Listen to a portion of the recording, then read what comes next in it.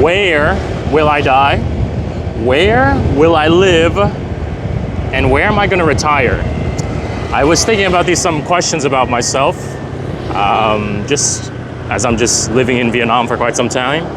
And I just started to think about it more and more. Now, obviously, I don't look the part of somebody who's like, should be thinking that far in the future, but there's something about it in my head. I am gonna die one day. I'm gonna retire one day, and I'm gonna live somewhere one day. But where should I do it? And since I've been in Vietnam for quite some time, I just wanted to make a video about, why not retire in Vietnam? Just wanted to think some thoughts and ideas as I'm riding out here on this motorbike to my destination. And yeah, so I would say my top 3 reasons why I'm gonna retire in Vietnam, maybe why you should retire in Vietnam, or at least Southeast Asia, right? So I'm Brian, I'm coming back from the States in Atlanta, and I lived there most of my life, but I made the transition over here to Southeast Asia in Vietnam, in one of the more higher end districts, Thao Dinh. And even after living here for quite some time, maybe do I regret it? No. Do I miss family back home? Yes. But at the same time, what I was getting back home in America, there's no way I can go back since I've lived here in Vietnam. So 3 reasons why I think Vietnam's the best place to retire, for me personally. Number 1, I can't be stated enough, the cost of living is drastically much lower.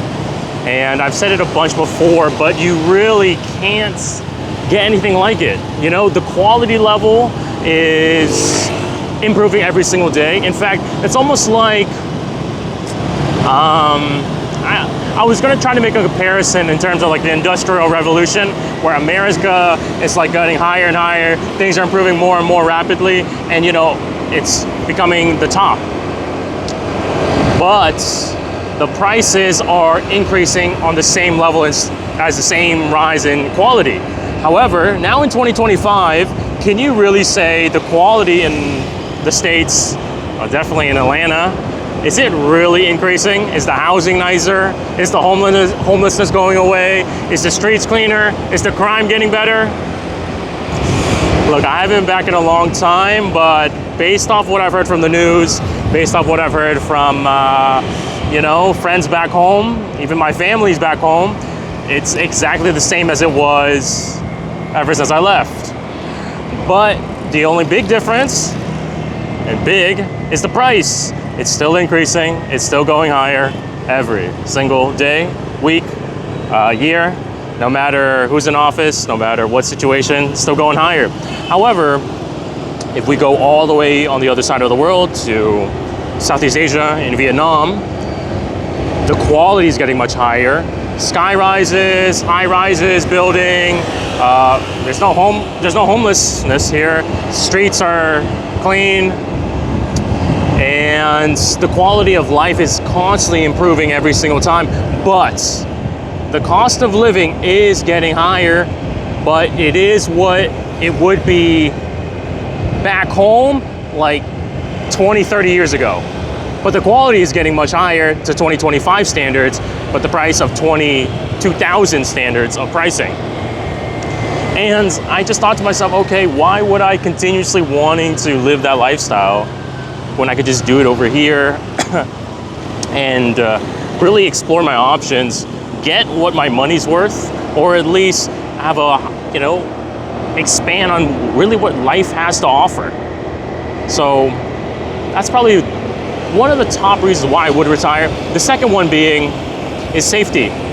So I was thinking about this, how if I'm walking out at nights, and I'll do that occasionally, let's say I'm gotta go to the gym late or make a quick convenience store run, get some, they have these like little triangle, I only know the Korean version, but it's pretty much a triangle rice ball with seaweed attached to it. And if I'm gonna go out to just get my convenience store run for food, it's probably like 12, sometimes 1 in the morning. And I always thought to myself, man, am I ever do I ever worry for my future or safety? do I ever worry like somebody behind me? Actually, we're in a tunnel. I actually have no idea if you can hear me, but if you can, that's good. We'll just keep going at it. But I always thought to myself when I was doing those runs, and the thing is, it never really crossed my mind actually that I should look behind my back. Is there somebody looking a little sketchy? Is I heard just some strange noises. Some random person came up to me, like a homeless guy sleeping there. It never occurred to me, even though I've been here for quite some time, that none of that, all those fears, non-existent. It just went out of my mind. I don't know what it is. Maybe I was just living in a new environment. Maybe I was naive. But at the same time, I noticed everyone else didn't mind. All my friends noticed that, yeah, I don't even care about that. Actually, the biggest factor that I really like at a cafe, let's say you're just at a bar. Let's say at a cafe. You can put your phone down. You can put your laptop down. You can bag down a valuable item. Put it down on the table. Man, it is really loud. So I'll just speak closer. But put an item down. Go to the bathroom. Go chill out with your friends. Maybe they're outside. Just walk away for 5-10 minutes. It's still going to be right back up there on that table where you left it off. And that small thing I took for granted back home, because that's such an inconceivable idea for me, where I would leave my phone just on the table, my laptop, my valuable item just there because I got to do something really quick. I know I would always take it. Doesn't matter what it is. Backpack, I'm taking the whole thing. Laptop, taking the whole thing. I don't care how big the item is. I'm taking if it's a huge box, I'm taking it to the bathroom with me. So with that in mind, I was thinking, wow, this is just a massive difference in terms of just safety, right? I actually read the statistics. I don't know how true it is, but it makes sense. Actually, in the States, there's always this worry about like foreign country, you don't know anything about it. Maybe it's dangerous. Aren't they a little poor? Do they have manners? Is it like civilized? But the reality is, or what I've heard, is that there's actually more violent crimes, killings, crazy stuff happening more in Chicago than it is in Vietnam. I think something around the lines of like every 100,000 people, there's like, I don't know, what, 16 murders? Actually, I don't know if that's a lot. But it was some number that was lower than Chicago. And I started to think about that. I thought, okay, how are we going to talk about that type of situation back home when the numbers, the statistics, don't really back it up in terms of comparison between in Vietnam living and out here out there in the States. So, yeah, cost of living and safety concerns. I'm feeling much safer what I did back home. And I'd probably say the third biggest one that I thought about was actually realizing there's actually options out there in terms of like Western lifestyle, civilization, and how I, like to live it back home. So I've mentioned before in other videos, but I cannot speak Vietnamese for crap. So that was actually one of my biggest worries, was that if I'm going to move to another country, I got to know the language. I got to know how to at least communicate some words, how to actually able to speak with them, to get them to communicate with me.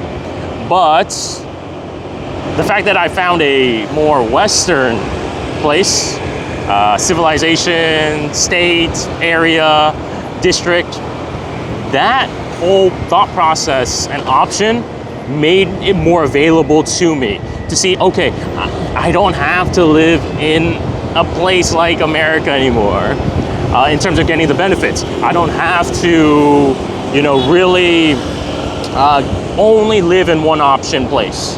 There are other out there in the world. So here in Vietnam, and I was thinking to myself, if I wanted to go back to America, I'll retire. Yeah, nothing problem with that. But at the same time, what other things are there out for me that I can go live in, right? And And that was my biggest concern, just be able to see something that's very similar in terms of, what I'm used to back home. Because as much as I, want to integrate into Vietnamese culture, and it makes sense, it should be easier for me. I wish I could say that, like confidently. I feel like Vietnamese, I'm part of it, but I don't know. I always felt like this disconnect, right? I don't know how to describe it. Maybe it's just how I grew up. Maybe, culturally, language-wise, but coming here, the fact that it had those more Western standards, but at the same time, the benefits of that I can stretch out certain things in terms of financially, meeting new people, maybe interacting with them with English. I thought, oh, okay, I have other options. So I was thinking that would really benefit in terms of, okay, where do I want to live? Where do I want to retire? Hey, where do you want to die? That sounds very bad. But where would you? But yeah, I'm right now about to head to my place or destination. We're gonna get a quick view of the place area. Ooh, down the highway. But I guess I'm just curious about what other people want to do as well. Did you ever want to ask yourself, where do you want to retire? Where do you want to live? What places do you want to have options just to be able to live? What do you see? Where do you see yourself in 10 years from now? Because that's always a question for me, even though I'm only 28. But when I was 18, I never thought about that. Now 28 goes by, I started thinking about that. But if I never thought about that, 38 is going to come by, 40, 50, 60. At some point, I always thought, okay, where do I want to be? Where do I want to go? And 10 years from now, what do I see myself doing? And most importantly, what place? Because they say environment massively affects your personality, how you grow up, how you think, who you surround yourself with. So, yeah, just a question maybe for you, for myself, I want to answer. And right now, I'm like in Vietnam.